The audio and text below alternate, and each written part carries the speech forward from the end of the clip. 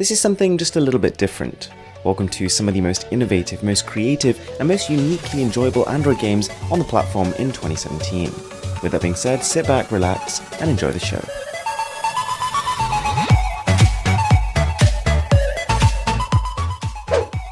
First up is the Wiki Game. Such an innovative title.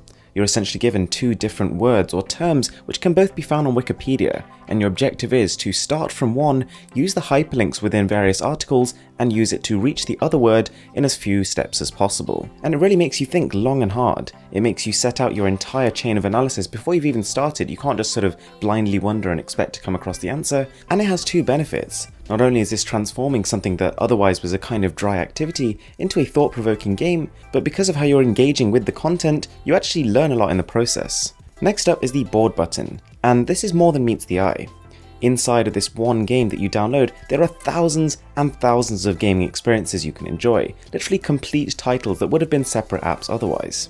The entire experience is directed by this little red button on the right, so if you do suddenly get bored of a game, you tap that and within 5 seconds you are playing another completely different experience. There's everything from Pac-Man to Tetris to tons of titles you haven't heard of. And the best bit is, every time you come across a game you quite like, you simply tap on the bottom on the plus icon and it'll add it to your favourites and you can return to it any time.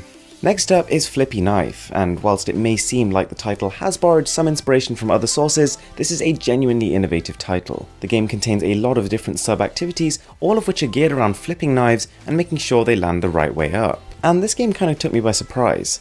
Not only is it one of those games which actually takes a lot of skill to master, it's one of those you're going to want to sit in the dojo, practice flipping and flipping and flipping until you get the exact right technique, but also there is a lot of incentive to keep playing here.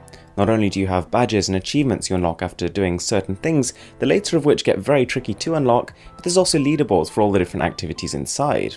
We've got a pretty vast collection of knives to unlock, starting out with something which looks like it's from your kitchen, and ending up with something straight out of a sci-fi novel. The game has literally just released, but the mechanic is so novel and so well executed that I am sure this is going to become the next viral hit. So number 4 is Dark Stories. This is a very clever take on a multiplayer experience on a single Android device. So in any group of people you elect a reader who will then scroll through and pick a situation to read out.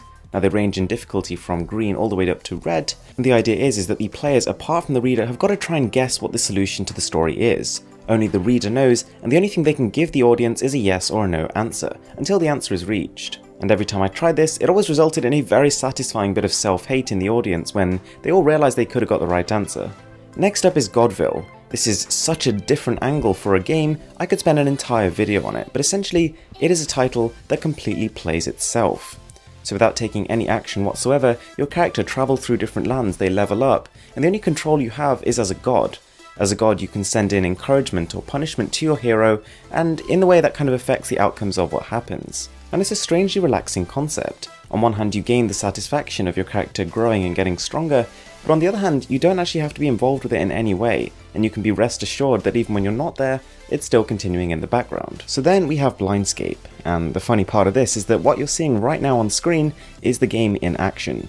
For the most part, apart from a tiny little hint section in the bottom left, the screen is completely black. This is an audio experience entirely. Having said that, because they've taken away the visual cues, you pay far more attention to the audio, which has been intricately designed and to be honest needs to be played with headphones to really experience it.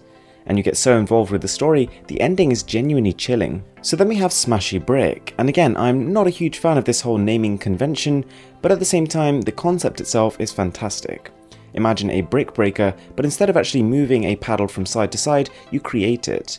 You need to create the paddle at very short notice and adapt it depending on the kind of strategy you want to go about to destroy the blocks on screen. You also need to constantly bear in mind that the further away the ball hits the paddle from its center, the less power it has. There's also plenty of levels, plenty of unlockable content to keep you playing along. So then we've got Paralysed, and the real unique point here comes in the fact that at any one time you are controlling 2 characters at once. These are 2 sisters who completely love each other and would do anything for each other, and the idea is that they need to try and save each other by constantly switching paths. As soon as you've passed the tutorial stages and the game goes from just changing you between top and bottom to also flipping you upside down, it becomes a truly challenging experience.